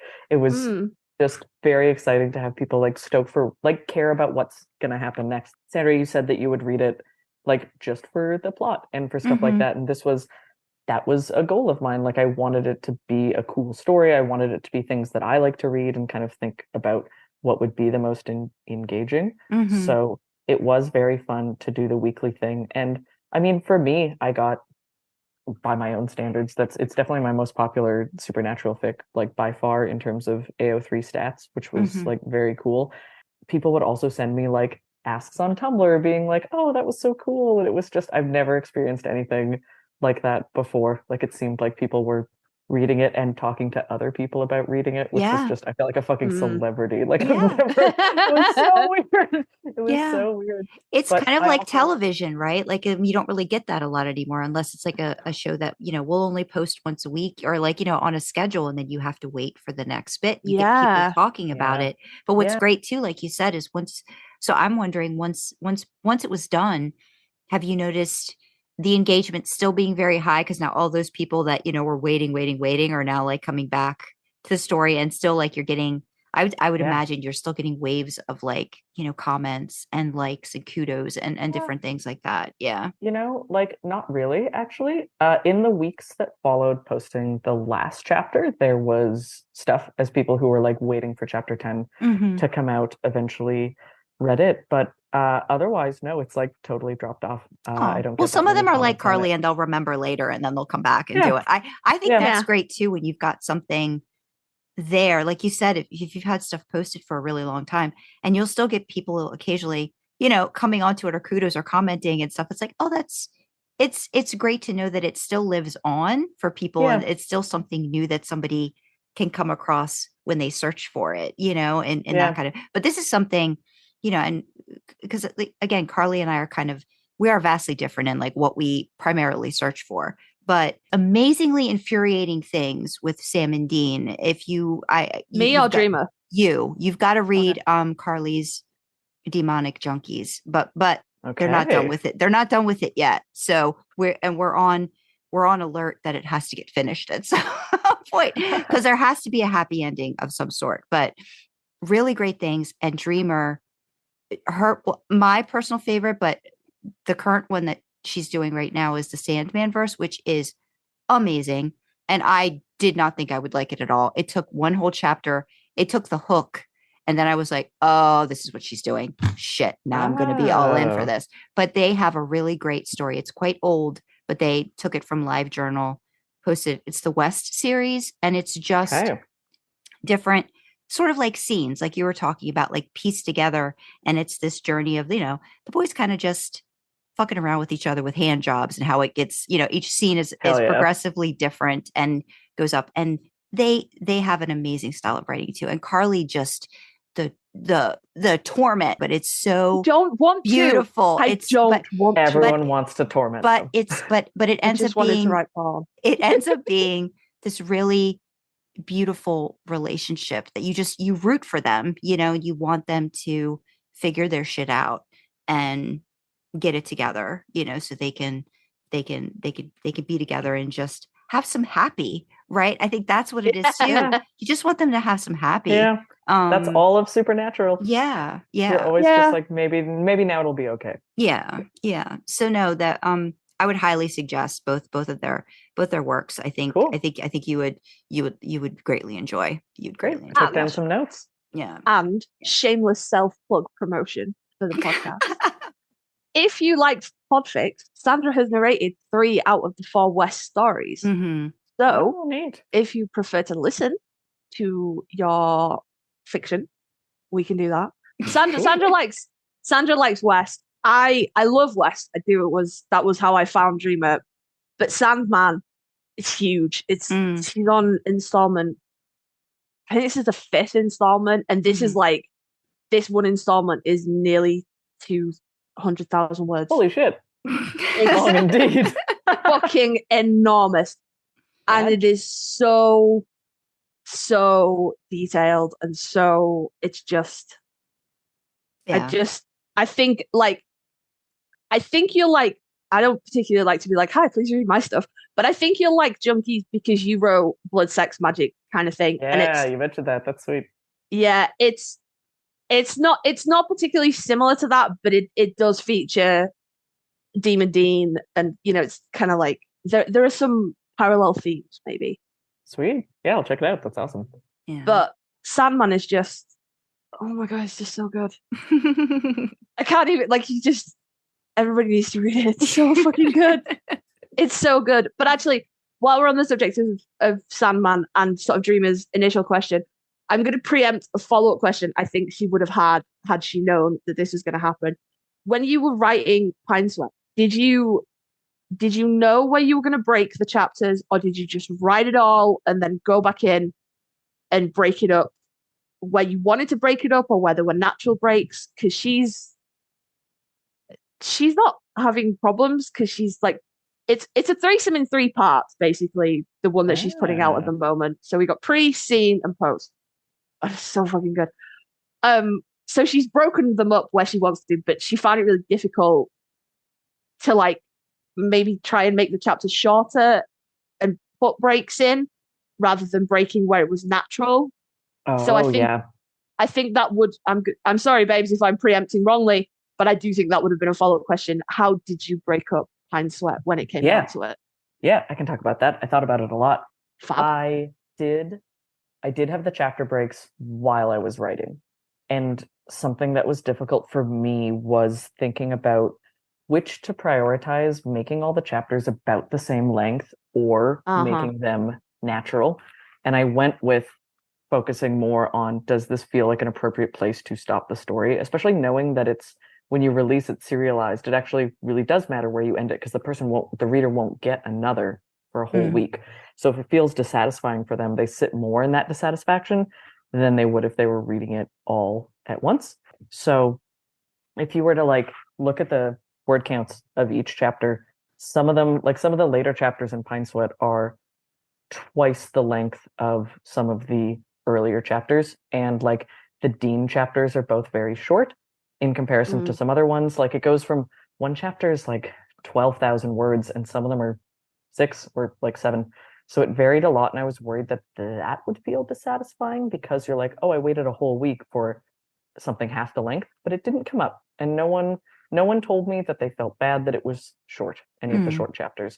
So I feel good about the decision to kind of think narratively, where does it make sense to stop for this week? And like you mentioned earlier, thinking of it as a show, you know, like people are gonna sit with that for a whole week. So how do you make it feel like a natural break, even if they are kind of not all the same length? And also deciding if there's like an exciting bit that happens at some point, thinking, do you want this to be at the end of a chapter as kind of like going out with a bang, or do you want to start the next chapter off strong? Was something I thought about a lot, and like just knowing in your own story which one of those feels best for you. But those were some of the things I kind of thought about.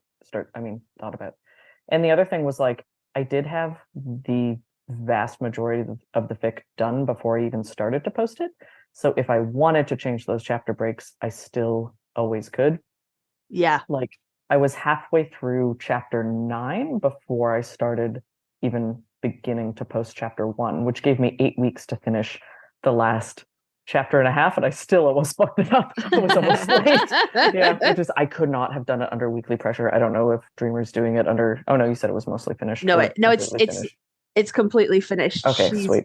I think part 3 is with the beta now. She just finished part 1 that actually just went up yesterday, the last chapter of part 1, and then she's got part 2. Yeah. So, I would definitely recommend doing it that way. Maybe other people can plan their lives in a like a good way, but I was just like, man, if I'm like busy this weekend and I don't have time to write, or I just don't feel it, like it's gonna come out shitty and rushed, especially when it's the end of a fic, like this needs to hit more than the rest of it. So I didn't want to leave myself no time to finish it. Like, I've known folks who they're writing the chapter the week before they post it, and I'm like, couldn't be me. I'd rather fucking kill myself. That seems so stressful. So stressful. So yeah, that also helps. What do you do if you sit down to write and your characters have a tantrum?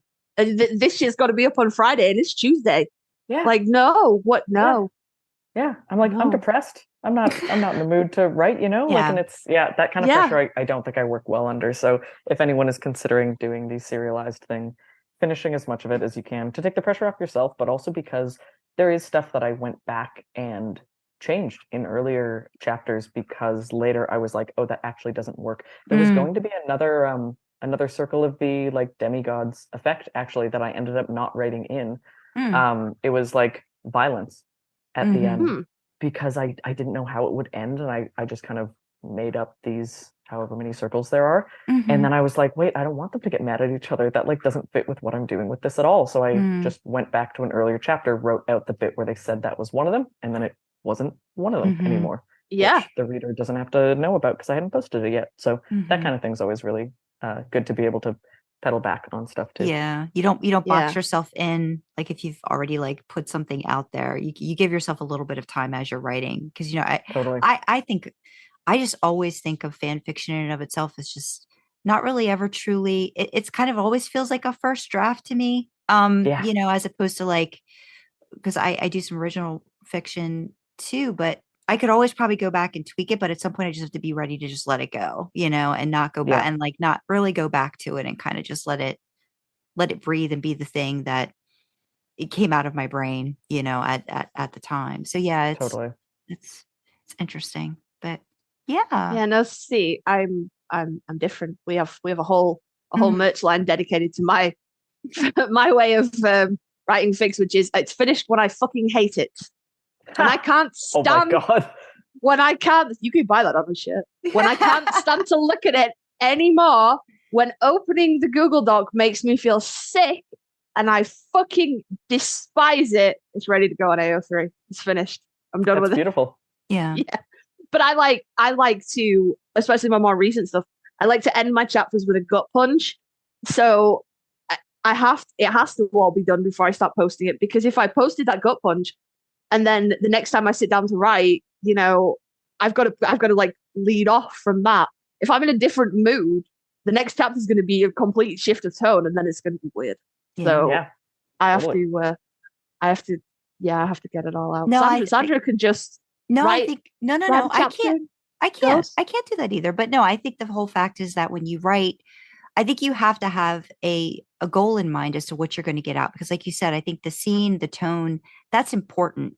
A lot of that's not stop and start. Like you have to be okay with, I know I've got to write this out. You can add to it later, but you've got to get that sort of that end, that part of that scene has to get fleshed out to some extent. Then you can go back, you can embellish, you go back about the senses, different things like that you want, but you've got to get that base, that foundation, or else you're right. You're just not gonna know what you were feeling at that moment. I writing is just so very complicated and so very start and stop sometimes that you got to at least get some part stopped before you start and stop the next bit. So yeah, no, it's interesting. Everybody's process is a little bit different, but we all get frustrated. I think it's great. I'll get frustrated. Roni, we have kept you so long. All good. It's like almost 2 hours. And so we're gonna let you go, Sue. But I know we've got something to look forward to that's getting released currently. Did you say what's coming out right now? In a Next couple week. of days, Okay. I will be Oh. publishing a kind of one-shot Sam and Crowley fic, Okay. Okay. which is not everyone's cup of tea, but it was an idea that was in my head and I had to write it. Mhm. Can you And give us any sneak peeks, because that will be out before this episode comes out, and I want to know. I gotta know. Oh, funny. It's kind of about Sam and Dean. It's in season 8, and Sam and Dean need something from Crowley, and in order to get it, Sam plays on Crowley having a crush on him, which he knows about, obviously, which is literally canonical. And he's kind of like, okay, you give us what we want, and you can have one night with me. Which sounds weird. It's not really as greasy as it originally set out to be. It's actually quite soft, I thought. But yeah, it was a lot of fun to write. I love Crowley. Cool. Yeah, Crowley's great. Crowley's great. And this is before Crowley gets that injection of human, right? Or is this like around that? Okay. No, that's okay. Before, it's like mid-season 8, and that happens at the end. The best hair as well. Yeah. Yeah. His best hair. Oh, I didn't even think about what his hair would look like during season 8. I'm gonna write that in. I've got this in so many comments. If you're reading anything of mine, assume I wrote it with season 8 hair in mind. It doesn't matter what season it's set in. It could be pre-season, post, like pre-series, post-series, anywhere. Like even for Junkies, which is, canon divergent from season 10, always season 8 hair. Yep. I write with season 8 hair in mind. You substitute any hair you want. That's beautiful. You do what you want. I don't have a hair kink. What are you talking about now? It's fine. It's fine. But I always assume that the people I'm writing have the longest hair you've ever seen them. So even though I write Dean, assume that it's Jensen just before he had his haircut on the boys. So when yes. he'd grown it all out to be like, like just out of the capsule. Yeah. Yeah, that was a Boy. good look. That beard was heinous. We can't start talking about this. Oh, see, I don't mind the beard, but I could so straggly. Specifically the post-capsule boy's beard. It's so stringy, so weird. His beard now looks rad. Well, we can take or leave the Soldier Boy beard, but always assume now, at least, that it's the hair. So yes, noted. Whatever I'm writing, everyone has the longest hair they've ever had. But I'm a benevolent author. You substitute any hair you choose, because I know Sandra doesn't read my Dean stuff with Soldier Boy hair in mind. She's like, no, I love Dean's I love three Dean Winchester. haircuts. I don't know what it is. It's like Dean Winchester. It's like, for me, Dean is Dean. I want to see the Dean Winchester hair. To me, like that's my canonical Dean. So I always go back to that. Yeah. It's a good look. I think so. Oh, Roni, we are going to let you go. Thank you so much. We truly appreciate you having come on. Is there anything you'd like to leave us with, any words of writing wisdom as we continue to torture ourselves too when we sit in front of a computer and decide to anything you want to plug? Yeah. No, I mean, no, I'm very honored to have been asked to be on a podcast. This is very new for me, so I think that's so great. And it's just, everyone in the Supernatural fandom has been so nice about my work, and I read every single comment, and it just makes me feel like it's all worth it. And it's great to see a community of writers who are so into each other and so complimentary and really work on a craft together and care about this thing so much. Yes, it's about the show, but it's also just, I'll tell friends of mine who write but aren't interested in fandom that oh yeah, people talk about writing all the time, and we proofread each other's writing and stuff, and they're so blown away by that, because I think outside of fandom you don't really necessarily get that kind of interaction between writers. So I think what we're doing is very special, and focusing on writing in this way is just such a blessing and such a nice thing that we all get to do. So thank you for having me on and letting me talk about writing and stuff. Awesome. We're so Thank glad you very came. much for coming. Yeah. Thank you for coming and agreeing to come on. And I think what I might do is, if I do a reading of Pine Sweat, it might just be an addition that week that this goes out, another little extra special, 20 minutes or something. So if you care to listen to that, it'll be out on the same week. But She's I'll let amazing. you know. I'm a big fucking narcissist, so I probably will. I will not. I'll listen to your Pine Sweat episode that you already did. Yeah, That's so awesome. You kind of do now. Yeah, you want. I will not let you put yourself down. She is an amazing narrator. Amazing. You will be. Yeah. She's read some of my stuff, and it is a little bit narcissistic. But hearing your words that you wrote, and and it's being read, it's a real thing, and you're fucking hell. That's amazing. So it's another part of expression, just like fan art. I think it's a nice way of interpreting other people's work. And I'm actually looking forward to the beginning part of it, at least, because I know that there's a lot of young Sam and young Dean and stuff like that have to go in there. And really shirtless Sam. Shirtless Sam. Yeah, it's true. Yeah. All right. Well, thank you. Thank you so much. Thank you very much. I'll let you guys go. Yeah. Great chatting. See you. Have a great afternoon. Bye. Thanks. Bye. We should wrap this up and just say again. Yeah, before we get distracted. Thank you to Roni. It was great getting a chance to talk to them about Pine Sweat, their just their writing journey in general. I love hearing about that stuff. If you're like me and you're not necessarily you don't search out Wincest, I can't hammer enough the fact that this is just such a great story in and of itself. So yeah, give it a try. Just be amazed at the stuff that happens in this story. And y'all know me, guys. Y'all know I am a fiend and a pervert, and I am fully with Sandra. If there was not a stitch of smut in this story, I still would have fucking devoured it, because it is obviously I would have said that when they were here as well, but the conversation moves quickly. Yeah. It moves quickly, and I know that I haul us back a lot, so I was like, no, we'll just wait. But no, I also would have just fucking consumed it, even if there was no smut in it. It is so good. And also, go read Pine Sweat, and then go read Blood, Sex, Magic type of thing, because that's the fucking. I'll probably end up reading that tonight, because I know it's on my marked for later. So I will. I will read that tonight. So we said it in our Pine Sweat episode that, if you haven't read it on the back of that episode, good Lord, go read it on the back of this one. It's like, it's time in your life that you will never ever regret spending with anything. Yeah. On that note, now that we've kept everybody for so long, we're going to wrap up this episode. So let us know if you do end up reading it, what you thought of it. Just reach out to us in general. We love talking to fanfic authors. We love talking to people who love Supernatural as much as we do and dissect it and get irritated and just don't know what to do with it. So if you are somebody who's listened, know an author that you think we might want to reach out to, or know that we just enjoy certain types of fan fiction, give us a holler. Let us know if there's somebody we maybe have missed out on that we should think about reading, or just let us get in touch with them, because we love this kind of stuff. If you want to reach out to us, you can email us at idlingintheimpala@gmail.com, or reach out to us on Twitter at idlingintheletterd_Impala. If you'd like to make your voice a mail, check the description for our link to send us a voice message. And you can find links to our personal socials and our AO3 accounts in the description. And there's a link to my author website and my original fiction.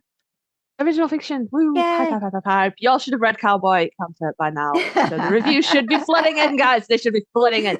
But also to Roni and anyone else that we've had on the podcast, it is always an open invitation to come back and chat with us. So if you guys have new people that you'd like us to chat to, and also if you've been on the podcast and you want to come back and have another chat, we're always open to that. Come talk to us, guys. We like talking. But in addition to all those different ways that you can contact us, we have a website as well. So if you head on over to idlingintheimpala.com, that is where you can get your "it's finished when I fucking hate it" t-shirts, and it's probably on some other merch as well. I can't remember, but it's definitely on t-shirts. I remember making t-shirts. So head on over to there. That's where all the podcast merch is, and there's YouTube stuff on there, and Spotify stuff, and some about us info that you might not know. Go and check it out. Don't forget to like, subscribe, follow, leave us a comment wherever you access your podcast. You can leave comments on Spotify now. There should be like a little Q&A, like what did you think about the episode thingy on Spotify. But this is especially important if you are watching or listening on YouTube, because likes and comments and engagement really help us with the YouTube algorithm and help get us seen by more people. So all hail the YouTube algorithm in its benevolence. But, leave us a like, leave us a comment, all that good stuff. In the description of this video, there are the current causes that we are championing. If you need assistance from any of those charities, those links are there to help you. And if you can, if you want it, if you're able to donate to those charities and give them assistance so they can keep helping people, that would be awesome. And with that, we will say thank you for joining us in the backseat, and we will see you next time, guys. Bye. Bye-bye.